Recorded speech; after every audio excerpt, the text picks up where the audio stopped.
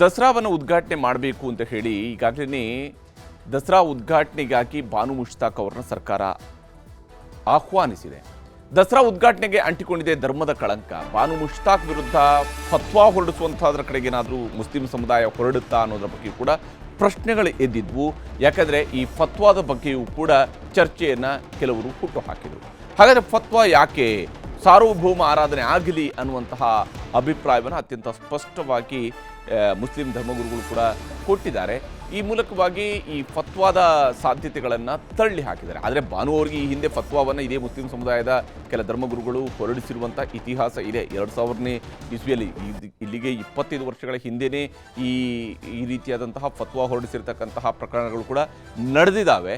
ಯಾಕಂದರೆ ಬಾನು ಮುಷ್ತಾಕ್ ಈಗೇನು BJPಯವರು ಹೇಳ್ತಾರಲ್ಲ, ಏನು ಇವರು ದೇವಸ್ಥಾನಕ್ಕೆ ಬರೋದಿರಲಿ, ಮಸೀದಿಗೆ ಹೆಣ್ಮಕ್ಳು ಹೋಗೋದ್ರ ಕಡೆಗೆ ನೋಡಲಿ ಅನ್ನುವಂತಹ ಸವಾಲುಗಳನ್ನ ಹಾಕಿದ್ದಾರೆ. ಆ ಮಸೀದಿಗೆ ಹೆಣ್ಮಕ್ಳು ಹೋಗಬೇಕು ಅನ್ನೋದರ ಪರವಾಗಿ, ಅದರ ಬೆಂಬಲವನ್ನು ಸೂಚಿಸುವಂತಹ ರೀತಿಯಲ್ಲಿ ಬಾನುವರು ಮಾತಾಡೋದಕ್ಕಾಗಿಯೂ ಕೂಡ ಫತ್ವಾ ಹೊರಡಿಸಿರುವ ಇತಿಹಾಸವೂ ಕೂಡ ಇದೆ. ಇದೆಲ್ಲವೂ ಕೂಡ ನಡೆಯುತ್ತೆ. ಯಾಕಂದರೆ ಧರ್ಮದ ಸುತ್ತಲೂ ಇರುವಂತಹ ನಂಬಿಕೆಯ ವಿಚಾರಗಳಲ್ಲಿ ಎತ್ತುವ ಕೆಲವು ಪ್ರಶ್ನೆಗಳು, ಈ ಎಲ್ಲ ಪ್ರಶ್ನೆಗಳು ಬಂದಾಗ ವ್ಯಕ್ತವಾಗುವಂತಹ ಅಭಿಪ್ರಾಯ ಅವೆಲ್ಲ ಒಂದು ಭಾಗ. ಆದರೆ ಈಗ ನಡೀತಾ ಇರುವಂಥ ನಾಡಹಬ್ಬ ದಸರಾ ಉದ್ಘಾಟನೆಗೆ ಒಪ್ಪಿರುವಂತಹ ಬಾನು ವಿರುದ್ಧ ಫತ್ವಾ ಹೊರಡಿಸ್ತಾರಾ ಅನ್ನುವಂತಹ ಪ್ರಶ್ನೆಯೂ ಕೂಡ ಎದ್ದಿತ್ತು. ಫತ್ವಾ ಹೊರಡಿಸುವ ವಿಚಾರದಲ್ಲಿ ಮುಸ್ಲಿಂ ಸಮುದಾಯದಲ್ಲೇ ಅದಕ್ಕೆ ವಿರೋಧವೂ ಕೂಡ ವ್ಯಕ್ತವಾಗಿದೆ. ಈ ರೀತಿಯಾದಂತಹ ವಿಚಾರದಲ್ಲಿ ಬಾನು ಅವರ ಪರವಾಗಿ ಮತ್ತು ಅವರ ವಿರುದ್ಧವಾಗಿ ಕೂಡ ಕೆಲವು ಹೇಳಿಕೆಗಳು ವ್ಯಕ್ತ ಆಗಿದ್ದಾವೆ. ಆದರೆ ಹಿಂದೂನೇ ಮಾಡಬೇಕು ಅಂತ ಎಲ್ಲಾದರೂ ಇದೆಯಾ ಈ ಉದ್ಘಾಟನೆಯನ್ನು ಅನ್ನುವಂತಹ ಪ್ರಶ್ನೆಯನ್ನು ಕೂಡ ಕೆಲವರು ಎತ್ತಿದ್ದಾರೆ. ಆ ಮೂಲಕ ಬಾನು ಮುಷ್ತಾಕ್ ಪರವಾಗಿ ನಿಂತಿದ್ದಾರೆ. ಫತ್ವಾ ಬೇಕಾಗಿಲ್ಲ ಅಂಥೇಳಿ ಹಜರತ್ ಮೌಲಾನಾ ಡಾಕ್ಟರ್ ಮಕ್ಸೂದ್ ಇಮ್ರಾನ್ ಅವರು ಕೂಡ ಹೇಳೋದ್ರ ಮೂಲಕವಾಗಿ ಈ ಫತ್ವಾದ ವಿಚಾರವನ್ನು ಅವರು ತಳ್ಳಿ ಹಾಕಿದ್ದಾರೆ. ಫತ್ವಾ ಹೊರಡಿಸೋದು ಕೂಡ ಅಷ್ಟು ಸುಲಭವಲ್ಲ ಅನ್ನುವಂತಹ ವಾದವನ್ನು ಕೂಡ ಮುಂದಿಟ್ಟಿದ್ದಾರೆ. ಸಾರ್ವಭೌಮ ರಾಷ್ಟ್ರದಲ್ಲಿ ಇದೆಂಥ ಅನ್ಯಾಯ ಅನ್ನುವಂತಹ ಪ್ರಶ್ನೆಯನ್ನು ಕೂಡ ಎತ್ತಿದ್ದಾರೆ. ಯಾಕಂದರೆ ಇದೊಂದು ಸಾರ್ವಭೌಮ ರಾಷ್ಟ್ರ, ಇಲ್ಲಿ ಈ ರೀತಿಯಾದಂತಹ ಅಭಿಪ್ರಾಯಗಳು ಯಾಕೆ ಅಂತ ಹೇಳಿ ಕೇಳಿದರೆ ಮೌಲಾನಾ ಏನು ಹೇಳಿದ್ದಾರೆ ಅನ್ನೋದು ನಿಮ್ಗೆ ತೋರಿಸ್ತೀನಿ. ಇದಕ್ಕೆ ಎಲ್ಲ ಫತ್ವಾ ಇದು ಬೇಕಾಗಿಲ್ಲ. ಇದಕ್ಕೆ ಏನು ಫತ್ವಾ ಬೇಕಾಗಿಲ್ಲ.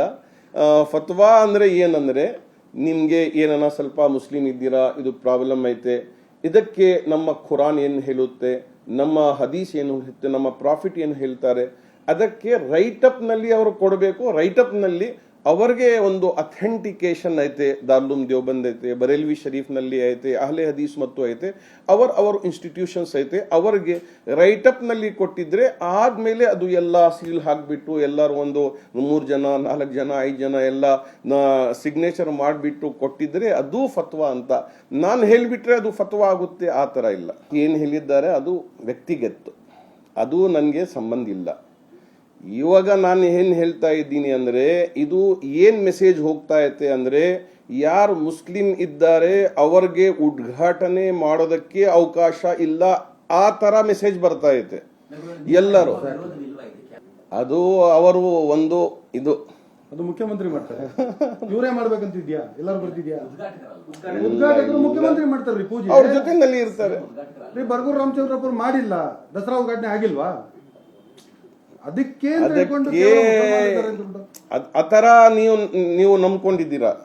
ನಿಮ್ಮ ಮನಸ್ಸಿನಲ್ಲಿ ಬಂದ್ಬಿಟ್ಟು ಇವರು ಉದ್ಘಾಟನೆ ಮಾಡ್ತಾ ಇದ್ದಾರೆ, ಇವರು ಎಲ್ಲ ಮಾಡ್ತಾ ಇದ್ದಾರೆ, ಆ ತರ ಐತೆ ಅಂತ. ನೋಡಿ, ಇದು ನಮ್ಮ ದೇಶದಲ್ಲಿ ಇದು ಎಲ್ಲ ಒಗ್ಗಟ್ಟಾಗಿ ಇರಬೇಕು. ಇದು ಸೌಹಾರ್ದತೆಯಲ್ಲಿ ನಾವು ಎಲ್ಲ ನಡ್ಕೊಂಡು ಹೋಗ್ಬೇಕು. ಹೀಗೆ ಇದೆಲ್ಲ ಒಂದು ಕಡೆ ನಡೀತಾ ಇದ್ರೆ, ಮತ್ತೊಂದು ಕಡೆಯಲ್ಲಿ ಪ್ರತಾಪ್ ಸಿಂಹ ಅವರು ಸತತವಾಗಿ ಟೀಕೆ ಅಪ್ರಹಾರವನ್ನು ಮಾಡ್ತಾರೆ. ಬಾನು ಮುಷ್ತಾಕ್ ಅವರ ವಿಚಾರದಲ್ಲಿ ಪ್ರಶ್ನೆಗಳನ್ನು ಎದುರ್ತಾ ಇದ್ದಾರೆ. ಅದಕ್ಕೆ ತಿರುಗೇಟು ಕೊಡುವಂತಹ ಕೆಲಸವನ್ನ ಮುಸ್ಲಿಂ ಮುಖಂಡರಾಗಿರ್ತಕ್ಕಂತಹ ಅಬ್ದುಲ್ ರಜಾಕ್ ಅವರು ಮಾಡಿದ್ದಾರೆ. ನಮ್ಮ ದಸರಾದ ಉದ್ಘಾಟನೆಗೆ ಬರೋ ಮೊದಲು ನೀವು ಕೂಡ ಸೀರೆ ಇಟ್ಟು ಮಡಿಯುಟ್ಟು ಮಲ್ಲಿಗೆ ಹೂವು ಮುಡಿದು ಕುಂಕುಮ ಹಾಕಿ ಬನ್ನಿ ಮೇಡಮ್, ಅವಾಗ ಒಪ್ಕೊಳ್ತೀನಿ ನಿಮ್ಮನ್ನ. ಯಾವ ದೇವಿಗೆ ನೀವು ಯಾವ ಆಸನದ ಮೇಲೆ ಕುಂಡ್ರಿಸ್ತಿರೋ ಆ ಅಂಬಾರಿಯನ್ನ ಕಟ್ಟುವವನು ಒಬ್ಬ ಮುಸಲ್ಮಾನ. ಆ ಆನೆಯ ಬೆನ್ನಿನ ಮೇಲೆ ನೀವು ಯಾವ ಬಟ್ಟೆನ ಹಾಕ್ತಿರಲ್ಲ, ರೇಷ್ಮೆ ಬಟ್ಟೆ, ಅದರ ಮೇಲೆ ಜರಿ ಕೆಲಸ ಮಾಡುವವನೊಬ್ಬ ಮುಸಲ್ಮಾನ. ಆ ಆನೆಗೆ ತರಬೇತಿ ಕೊಟ್ಟು ಆಹಾರ ಕೊಟ್ಟು ಅದಕ್ಕೆ ಆರೋಗ್ಯವಂತವಾಗಿ ಇಡೋದಕ್ಕೆ ನೋಡ್ಕೊಂಡು ಹೋಗುವ ಒಬ್ಬ ಪಶು ವೈದ್ಯ ಮುಸಲ್ಮಾನ. ಎಲ್ಲೆಲ್ಲಿಂದ ಅಂತ ನೀವು ಮುಸಲ್ಮಾನರನ್ನ ತಡಿತೀರ್ರಿ? ಈ ರಾಜ್ಯ ಸರ್ವ ಜನಾಂಗದ ಶಾಂತಿಯ ತೋಟ. ಇಲ್ಲಿ ಹಿಂದೂ, ಕ್ರೈಸ್ತ, ಮುಸಲ್ಮಾನ, ಪಾರಸಿಕರ ಜೈನರ ಉದ್ಯಾನ ಅಂತ ಬಿಟ್ಟಿದೆ. ಈ ಉದ್ಯಾನವನ್ನ ಸ್ಮಶಾನ ಮಾಡಕೊಟ್ಟಿರುವ ಪ್ರತಾಪ್ ಸಿಂಹರನ್ನ ಪಕ್ಕಾ ತಿರುಗೇಟ್ ಏನು ಅಂತ ಹೇಳಿದ್ರೆ ಇವರಿಂದನೇ ದಸರಾ ಉದ್ಘಾಟನೆ ಆಗ್ಬೇಕು. ಹೀಗೆ ಇಲ್ಲಿ ಪರ ವಿರೋಧ ಮುಂದುವರಿತಾ ಇದೆ. ಅವರವ್ರಿಗೆ ಬಯಕೆ ಬಂದಂತೆ ರೀತಿಯಲ್ಲಿ ಇನ್ನೊಬ್ಬರು ಬದುಕಬೇಕು ಅಂತ ಬಯಸೋದಿದೆಯಲ್ಲ, ಇದು ಬಹಳ ಪ್ರಜಾಪ್ರಭುತ್ವದ ವ್ಯವಸ್ಥೆಗೆ ಇರುವಂತಹ ಬಹಳ ದೊಡ್ಡ ಅಪಚಾರ ಆಗುತ್ತೆ. ಬಹಳ ಮುಖ್ಯವಾಗಿ ಇಲ್ಲಿ ಪ್ರಜಾಪ್ರಭುತ್ವ ವ್ಯವಸ್ಥೆ ಒಳಗಡೆ ನಾವು ಇರುವಂತಹ ಕಾರಣಕ್ಕಾಗಿಯೇ ನಾವು ಈ ಎಲ್ಲ ಪ್ರಕ್ರಿಯೆಗಳನ್ನು ಕೂಡ ಪ್ರಜಾಸತ್ತಾತ್ಮಕವಾಗಿಯೇ ಯೋಚನೆ ಮಾಡಬೇಕು, ಪ್ರಜಾಸತ್ತಾತ್ಮಕವಾಗಿಯೇ ವಿಶ್ಲೇಷಣೆಯೂ ಕೂಡ ಮಾಡಬೇಕಾಗಿರುತ್ತೆ.